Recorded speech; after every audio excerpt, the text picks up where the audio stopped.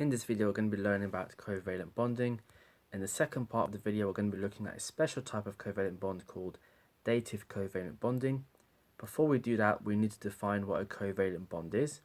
So a covalent bond is a special type of bond formed by the sharing of a pair of electrons between atoms.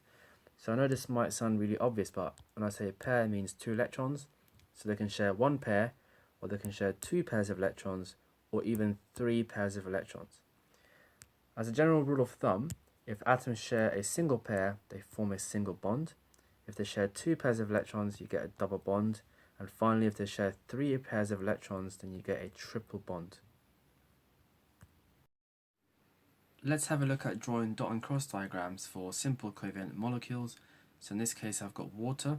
Water has two elements in its structure, which are oxygen and hydrogen. So hydrogen only has one electron, so I'm going to put one electron in each hydrogen atom. Oxygen is in group 6, so it has 6 electrons in the outer shell. So I'm just going to put all 6 electrons together for now.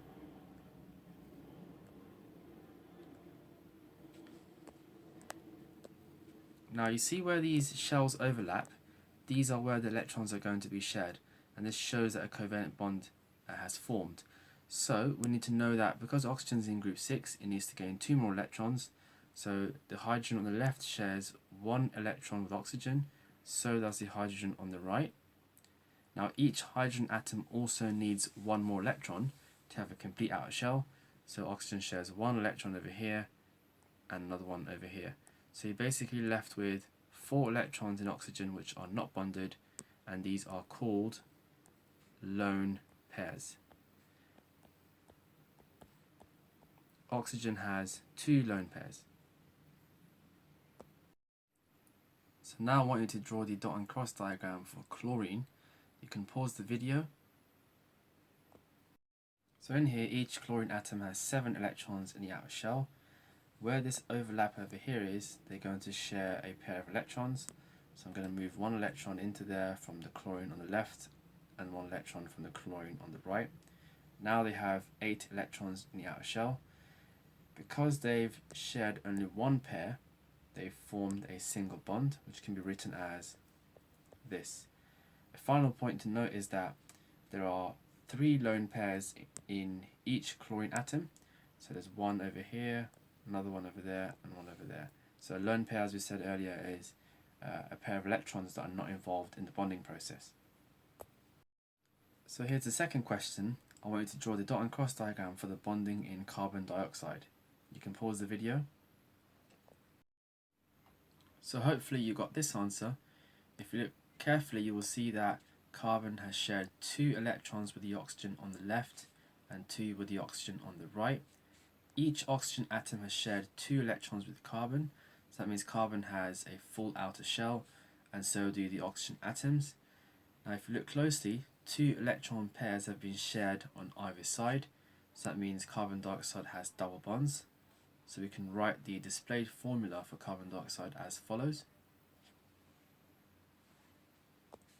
So this is the last question. I want you to draw a dot and cross diagram for the bonding in a nitrogen molecule. You can pause the video. So because nitrogen is in group 5, each nitrogen atom has 5 electrons in the outer shell, which means they need 3 more electrons to have a complete and stable outer shell. So this is the reason why they share 6 electrons here in this overlap. These can also be called 3 electron pairs. So because they share 3 electron pairs, nitrogen forms a triple bond.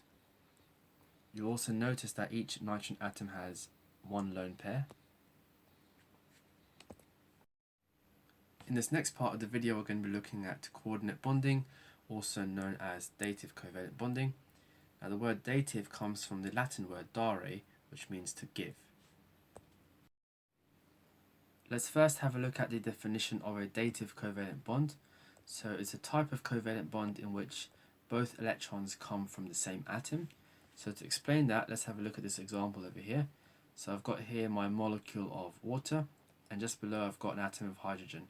Now if you add any acid to water, you get a release of hydrogen ions. So this hydrogen atom will lose that 1 electron it has to become a hydrogen ion. And Because it's lost that electron, it now has space for 2 more electrons in the shell. Well, if you look at the lone pair over here in oxygen, this can be shared with this hydrogen atom over here. So this is where you get the dative covalent bond forming, and it's called dative because you can see that both electrons are from one atom, in this case oxygen. Now this whole thing is actually positively charged because of that hydrogen ion, so we put a positive charge on this, and that can also be written as H3O+. This is called a hydronium ion. You can also show the dative covalent bond in a different way. So you can show your displayed formula of water, and to show the dative covalent bond you can show an arrow going down from the oxygen to the hydrogen. So now I want you to apply your knowledge to this question. Please pause the video. Okay, so first of all I've shown the dot and cross diagram for the bonding in ammonia over here. So you've got the lone pair on the nitrogen, and you need a hydrogen ion, which is going to be over here. So I'm just going to get rid of this electron. So there's my hydrogen ion, and the hydrogen comes over here, and there's your dative covalent bond. Now, because the hydrogen ion is obviously positively charged, this whole thing, or this ammonium ion, is positively charged. So you can put a positive charge on this, hence the reason why it's NH4. You could also write it as this to show the dative covalent bond.